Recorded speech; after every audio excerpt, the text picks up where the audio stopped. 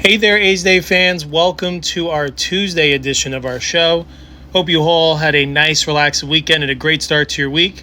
Once again, I'm your host, Joe Grado, and we are here with the newest edition of A's Day, talking everything going on athletics, baseball related. Today is Tuesday, January 6th. We got a little bit lighter of a show today, but a new show for you nonetheless. A's continue on with some of their smaller minor league transactions as they sign on two more as they bring in catcher Brian Serven and outfielder Cade Marlowe.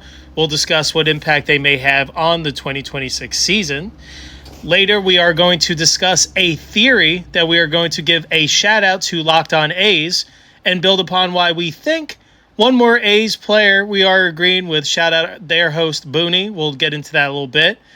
We believe that one more A's player may be in line for an extension this offseason. We'll be sure to get into those details and a little bit more.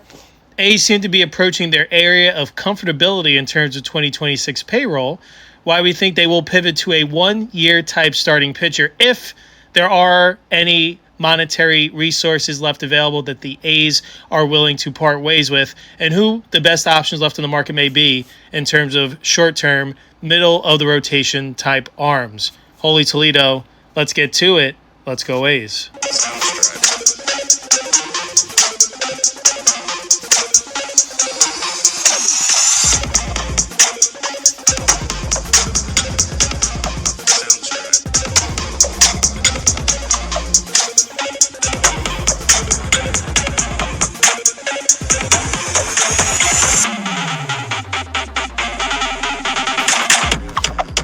All right, thank you again for tuning in to our newest edition of A's Day. Before we continue on with today's show, just as a reminder, we do offer these podcast episodes twice a week on your favorite podcast audio platform, whether that's Apple Podcasts, Spotify Music, Amazon Music, iHeartRadio, so many more. You can find A's Day. We are available to you twice per week, and listen back to all of our older episodes to get all caught up to speed and maybe learn something new about A's baseball.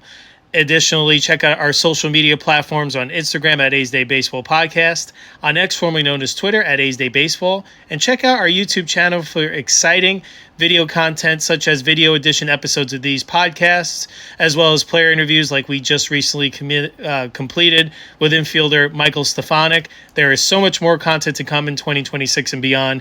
Be sure to check out our YouTube channel for all of that fun, entertaining content, and be sure to become an official subscriber of A's Day. Check out our Patreon site, patreon.com/A's Day for just $2 a month.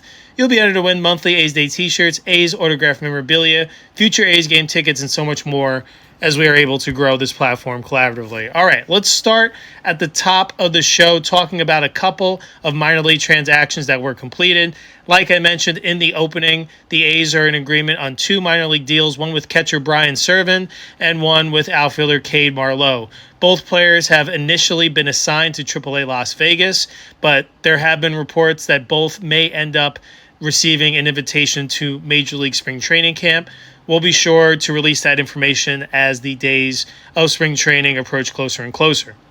We're going to do a little spring training preview where we'll take a look at the current roster, as well as some non-roster invitees that are going to be battling for roster spots on the Major League Club. So we'll be sure to get all caught up to speed once the A's seem to be fully complete with their off-season navigation. Let's get to know these players a little bit. We'll start with Brian Serven, someone that's been around a little bit longer. He'll be entering his age 31 season, turning 31 in May. He spent this past 2025 with the Tigers on a minor league deal.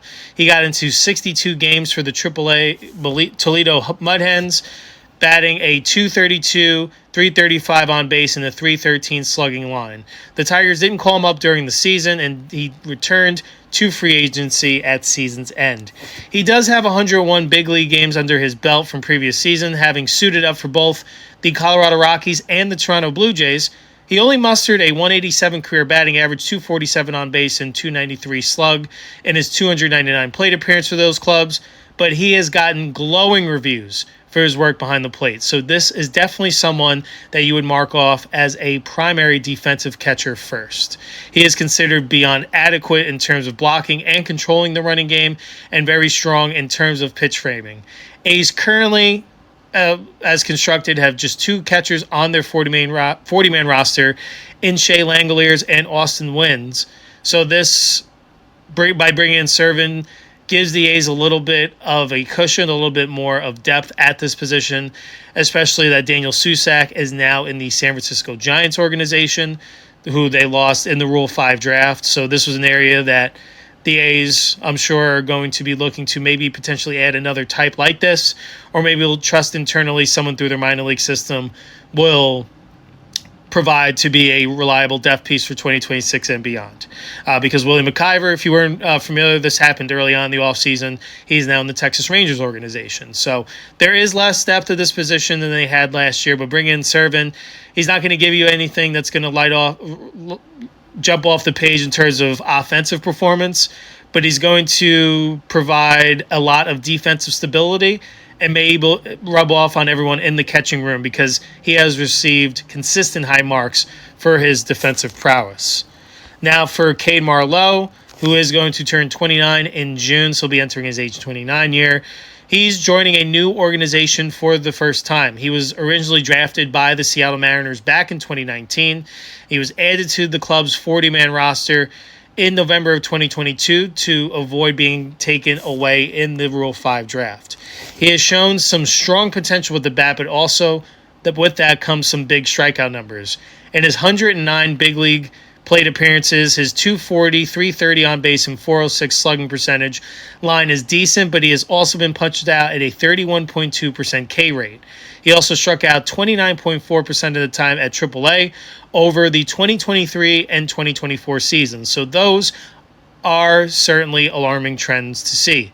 His 246, 340, and 419 line for Tacoma over those 2 seasons isn't bad at first glimpse, but actually translates to an 89 WRC plus in perhaps the most hitter-friendly of all minor league leagues, the Pacific Coast League. So there are some things that you may like about Marlowe, but there are also some red flags that make you wonder what's been kind of almost stunting his overall development as a ball player. Because that strikeout rate, if you're doing that in such a hitter-friendly league at AAA in the Pacific Coast League, it's not really going to necessarily line up to having that bridge to success at the major league. So he's really going to have to work to recraft his approach in a way, cut down on that swing a bit, and maybe work to drive the ball to all fields on a more consistent basis.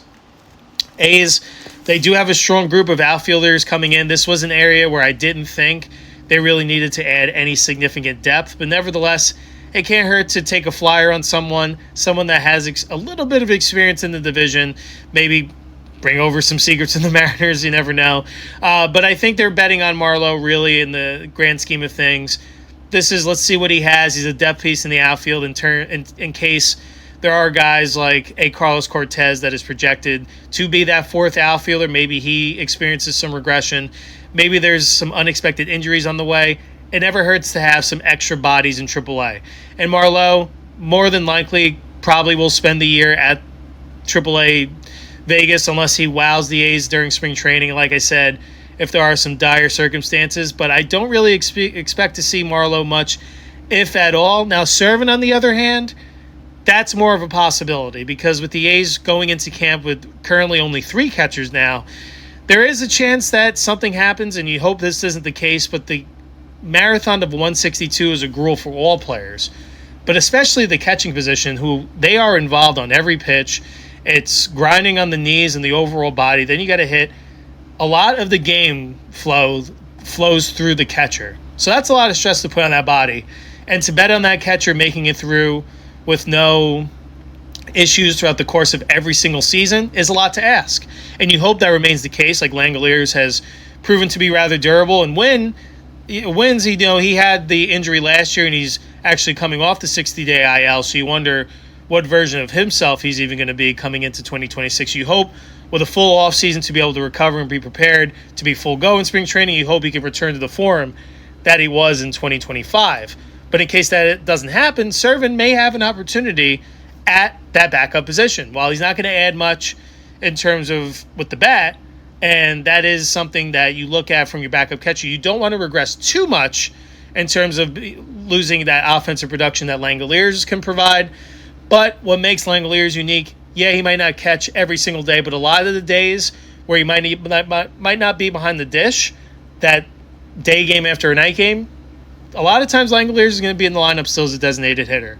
So that's not an issue that this team is going to have to face as typically as some other clubs may have to on a pretty regular basis. So I like the moves here. Again, I don't think it's going to move the needle much in terms of 2026 or these guys are going to be the reason that they make or break or anything like that. But I like what the A's are doing. You can never have enough bodies, and I think when you're bringing a very strong defensive-minded catcher in, I think that does speak to the volumes of what type of team this A's baseball operations group is trying to build. And they are trying to have a little bit more of a focus on improving their overall defensive metrics and their defensive philosophies. So bringing in a guy like Serven, he's like another additional coach, someone that's been around in professional baseball for a few years now, for quite some time.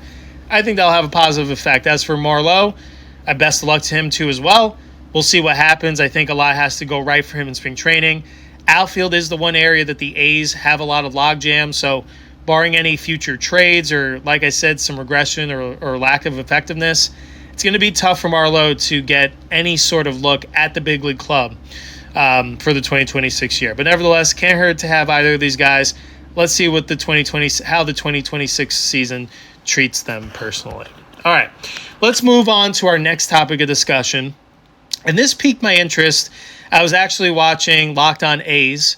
And if you're not familiar, we have done some cross promotion before. In fact, I have been a guest on Locked On A's before. And Booney, shout out their host. Thank you for having us on. If you'd love to ever come on A's Day, we can definitely set that up at some point, either leading up to the year or maybe perhaps during the year. We can talk about the current state of the A's, something like that. Always enjoy our discussions. If you're not familiar, check out their show. They're available on YouTube. They post regularly. They have live shows, and Booney does a great job getting in depth with the numbers and really having his pulse on this athletics team. He's a diehard, and you won't be disappointed. So be sure to check out Locked On A's. We're both trying to grow the game to new heights and put this ascending young A's team in a positive light, besides all the business stuff that may be taking some negative attention away from the good product that's been occurring on the field. Want to always shout out people that are putting this team in the brightest lights possible. So check them out without a doubt. With that being said, I did hear that Booney was talking about his theory that one more A's player may be receiving an extension. So it piqued my interest, especially as we were preparing our notes and our research for our newest shows. We wanted to see what the A's had left in terms of venturing through this offseason, because it seemed like they've checked off a couple of the boxes in terms of what they were looking to do. But I do think there are some moves that are still left to be made. And it seems like they're continuously making these minor league contract signings to add depth to the organization, which is great. They made the trade for Jeff McNeil. They added Mark Leiter to bullpen. Those are great moves. I think they're going to have a positive outcome in 2026. But I do still think there is some work to do in terms of adding depth to the bullpen and perhaps adding one starter to this rotation, which I think also shows a lot of promise. But there are some question marks to come along with that too as well. So hearing this, and with Booney leading the headline of once this extension is done, that's going to be the last major moves that the A's complete. And it kind of, at first I was a little disappointed to hear that, because I like the direction and the momentum that the A's have been creating. Like I said, I think on the pitching front, there's still more work to be done. And maybe they're trusting their internal development, that there is going to be a jump in that department in 2026. I don't know if there's enough talent in that room to be a solid, consistent foundation to go hand in hand with this offense that can hit with the best in this league. So after hearing what Booney had to say, basically it really circled in around the Tyler Soderstrom extension that recently happened, where he received the highest guaranteed, I think it was $86 million over the lifetime of that 7-year contract, which could be worth up to $131 million between a multitude of performance escalators over the lifetime of the contract. So when you get to Tyler Soderstrom's average annual value, it's a little more than $12 million. So based on calculations of what the A's, and I want to also give credit here. Booney really did a good job of crunching these numbers. So I want to make sure he gets full credit here and relaying what he shared. I thought it was a really sound message and really give you some credence as to why I'm in lockstep for what his thoughts are here in terms of the extension theory. So with the Soderstrom deal and what they have committed in terms of players on the roster, along with the players that are going to be entering arbitration and what their expected values are, it does seem like as of today, it's right around $103 million in terms of luxury tax commitment. Now, based on that number, that's significantly better than what the A's have done in years previous. And a big part of that is it seemed like that they were going to start receiving some grievances from the Major League Baseball Players Association if the A's didn't get closer to that $115 million minimum threshold. Now, once you get to that threshold, it basically justifies being able to receive league shared revenue to help supplement fair market practices. Now, the A's seem to be undercutting the system, and they're not the only ones. There are a lot of smaller market teams that haven't come close to $115 million mark.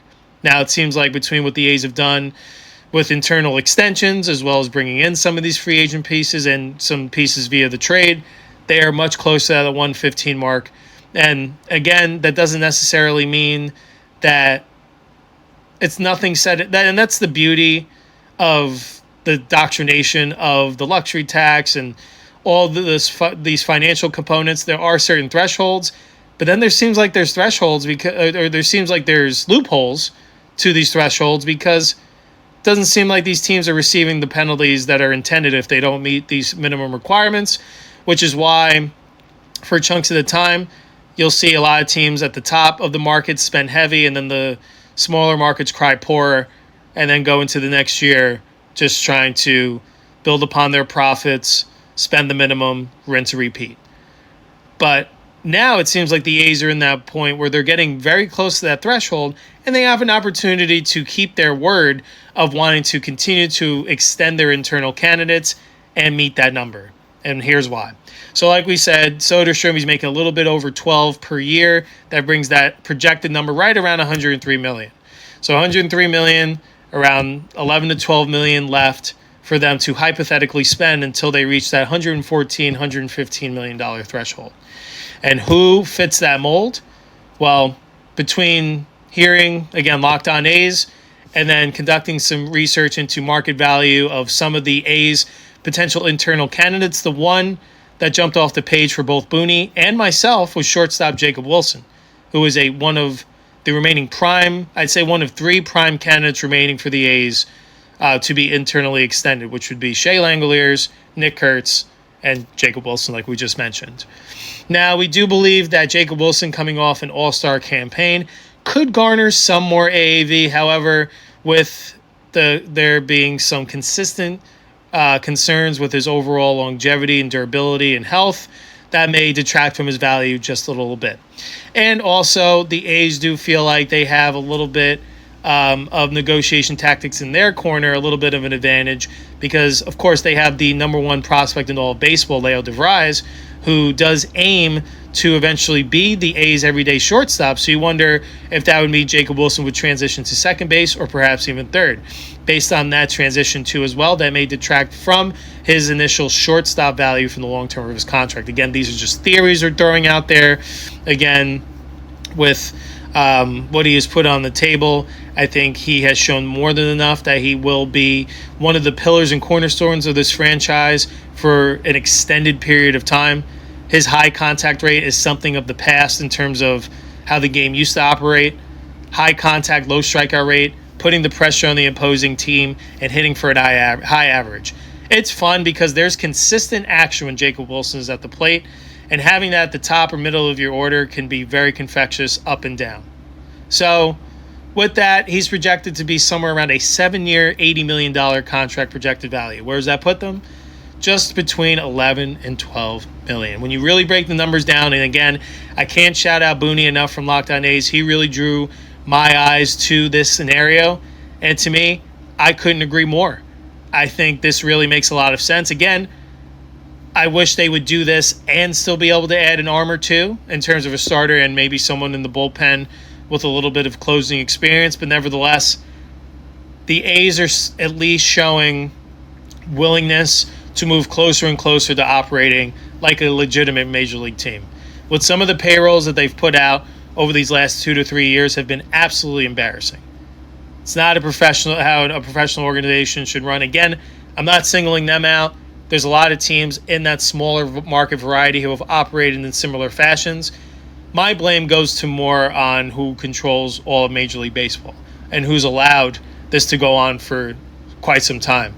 Because if you're from a smaller market perspective, if you don't feel like you have an opportunity to either make the playoffs or win the World Series, and you're not receiving any harsh punishments for operating in this fashion, and you're still a profitable business, why wouldn't you continue to operate this way? So I can't blame these teams individually.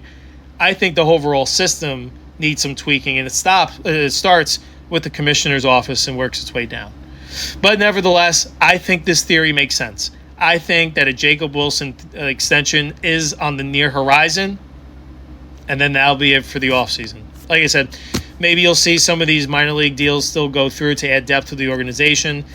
Maybe you get a late one-year deal depending on some roster shift or anything like that. But nevertheless, I'm starting to believe it more and more. I mean, we're getting closer and closer to spring training. The A's aren't really involved in any more talks further here. And again, with how some of the moves went down, the A's on the rumor mill were rather quiet then too. So they could be in for a surprise. You never know.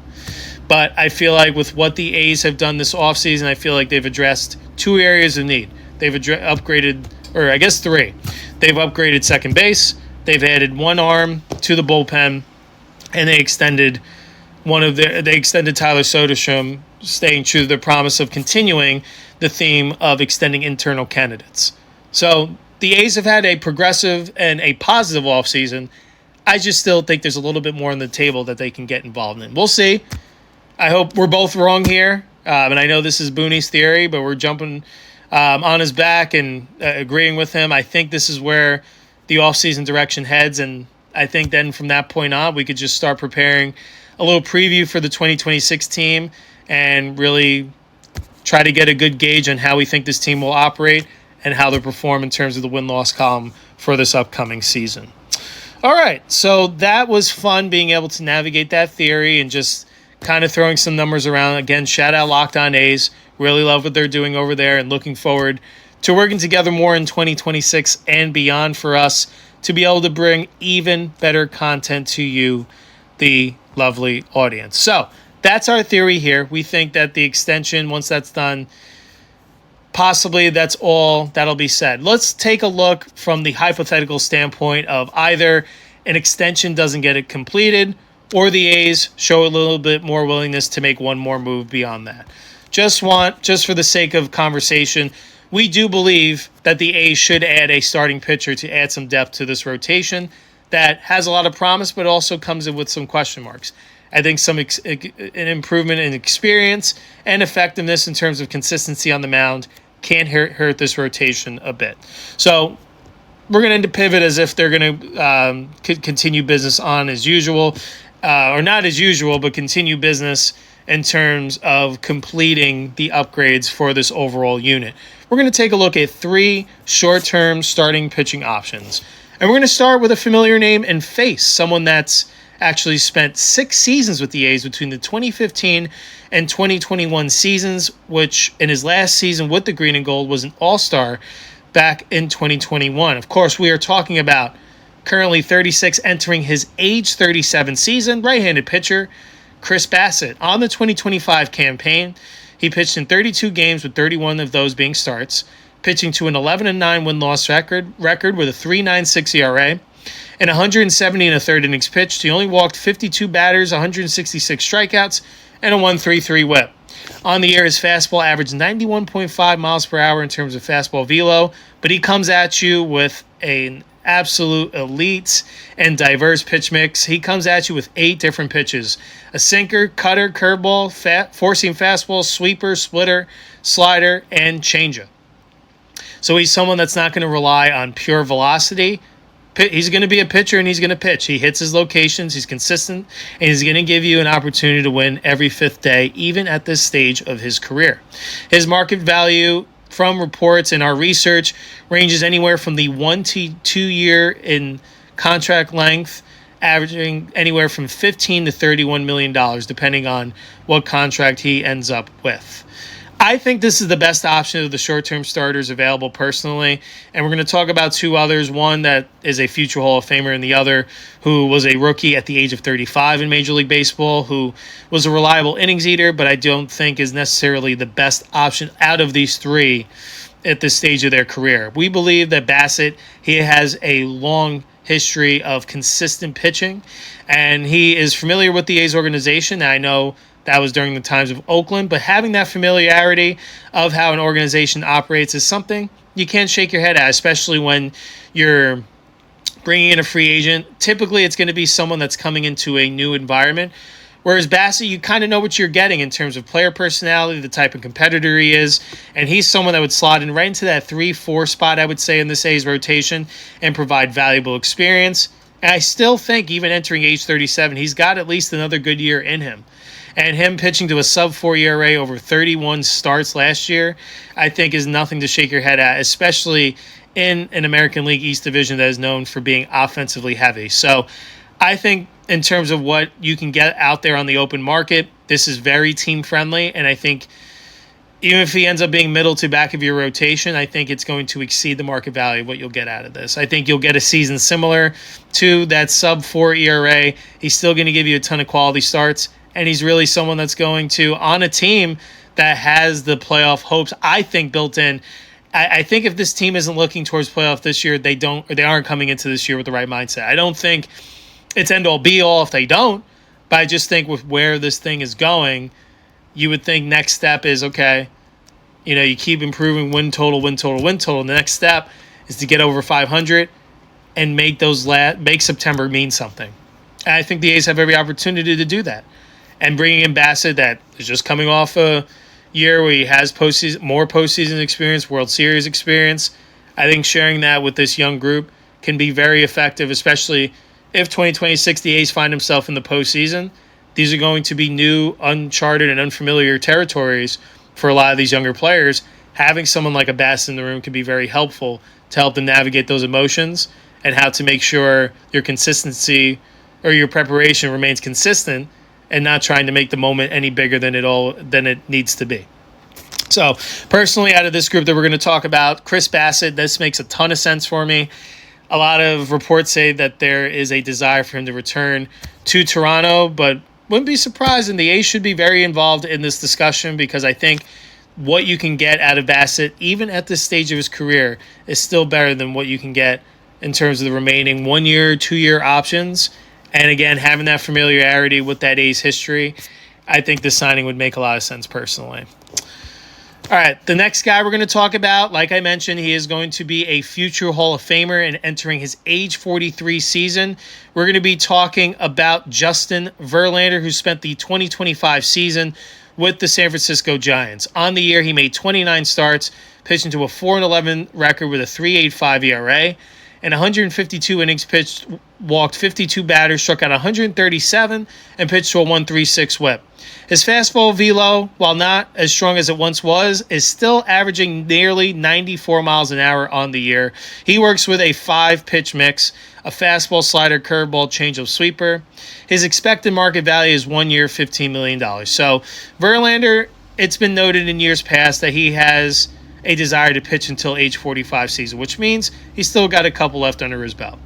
And while, is he still prime Justin Verlander? No, absolutely not. But I think he is someone that has learned to be more craftier in his age 40s seasons. And you can see even his performance upticked as the year went on and progressed in San Francisco.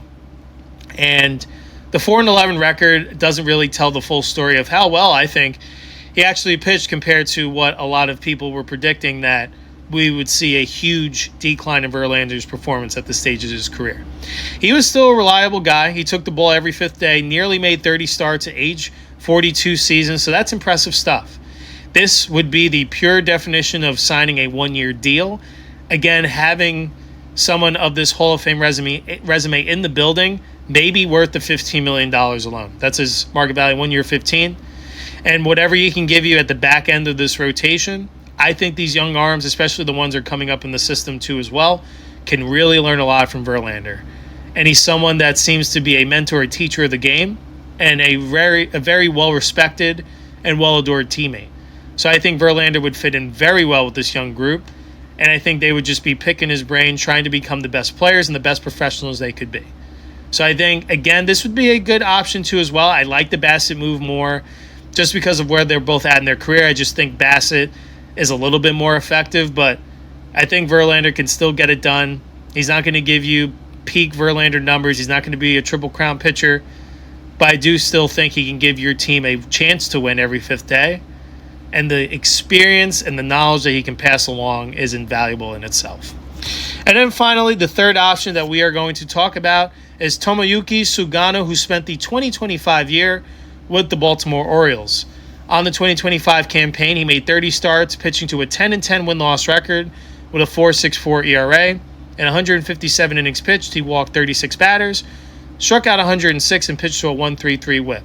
His fastball averaged 92.8 miles per hour on the year, and he worked with a 6-pitch mix, a splitter, sweeper, fastball, sinker, cutter, and curve. He loves pitching to contact, as he ranked in the 92nd percentile according to Baseball Savant with his walk rate, which was at a low 5.3% rate. So Sugano, he's going to come right after you. I think the only alarming thing here is that he may be susceptible to the home run ball in a very hitter-friendly park at Sutter Health Park. So that's why we talked about him last. This would be my least desirable option. But again, I love pitchers that throw strikes. And I think someone that it was his first year in the major leagues, him entering his age 36 season. He spent, I believe, nearly 10 years over in Japan, pitching professionally, really building a highly respected resume in the Nippon League. He brings it over here. Year one was kind of a mixed bag, but I do think, it was a year of adjustments for him, learning how to throw and grip with a new style of baseball, pitching in a whole new environment. I do think Sugano has the opportunity to be better in 2026. Again, I don't think this would be anything more than a 1-year deal. He's valued at somewhere between 13 and 15 million. I would think it would be more of the initial, closer to that 13, based on his performance in 2025 and age. And I think he's someone is an innings eater. He's going to throw strikes. He's going to keep your defense engaged. Not a terrible depth piece to add. So, again, I think in all reality, in all honesty, I think the A's still have an opportunity to go out there and land a bigger, longer-term starter, but I don't think that's where their finances are going. I think there's too many suitors in those camps, so I do think if they are going to add an arm, it's going to be from the ilk of one of these type of pitchers. And to me, again, I think Sugano is going to be a positive somewhere. I think Verlander is going to be a positive somewhere. But if I was the general manager and had the final say between this group of three, I would say get on the phone and make sure Chris Bassett wasn't athletic, because I think that would provide a nice boost to this rotation, that good experience, that postseason experience, and someone that I think between all those three pitchers I named at this stage of their career, Bassett has shown he's the most consistent and the most durable, I believe, in terms of longevity. So we'll see how it all shakes out. Like I mentioned, I hope the A's aren't done. I hope they do a little bit more than potentially extend someone internally. I hope they do that, add into their pitching core. But the clock is ticking. Spring training will be upon us before we know it. So we may just have to be content on what the A's have for us now for the upcoming season. This episode is brought to you by Visit Mesa. Welcome to Mesa, Arizona, a destination for every season. Experience a destination where adventure, culture, and culinary experiences are limitless. As the gateway to the stunning Sonoran Desert and Tonto National Forest, Mesa invites you to explore its scenic waterways, kayak through winding canyons, or paddleboard along the Salt River. For a one-of-a-kind desert adventure, ride the waves of Revel Surf at Cannon Beach, the country's first surf park of its kind. Downtown Mesa is a vibrant hub, home to the Mesa Art Center, public art, award-winning breweries, and local shops. Food lovers can explore the fresh foodie trail and the diverse flavors of Mesa's Asian district. Sports fans can experience MLB spring training, with the Chicago Cubs and Athletics, or visit one of North America's largest youth sports complexes. As the world's first autism-certified city, Mesa is dedicated to accessibility and inclusivity for all visitors. And with that, that brings us to the close of another edition of A's Day. Appreciate you taking part of your Tuesday or whenever you're listening to our show. Appreciate all of your continued support. On today's show, we talked about 2 minor league contracts that the A's signed with catcher Brian Serven and outfielder Cade Marlowe. We discussed what their impact on the 2026 season could potentially look like. We discussed an internal extension theory that there could be one more on the way. Again, shout out Locked On A's for bringing this theory to light and wanted to build upon that, bring it to our audience, give our thoughts, and basically, if you didn't listen, but come into agreement as to why we think that may be the case. Hopefully that's not true, because then we talked about some short-term pitching options that the A's could add to the rotation. Hopefully they do the internal extension and add to the pitching rotation. Time will tell. We'll be back behind the mic for Friday's show, as we will update you with any transactions that the A's complete over this week. Additionally, we will take a look at what proves to be a very competitive third base group in terms of who will win the job of being the starting third baseman for the 2026 A's breaking camp. And then we'll continue on with this week's edition of This Player in A's History, as we will kick it back to the 1970s. That's all we have on today's show. Once again, I'm your host, Joe Grado. Thank you all for tuning in and continuing to support A's Day. We are absolutely privileged to be here behind the mic twice a week, sharing our thoughts on everything A's baseball. We'll be back before you know it for Friday's show, and we'll continue the A's talk moving along. Holy Toledo, let's go A's.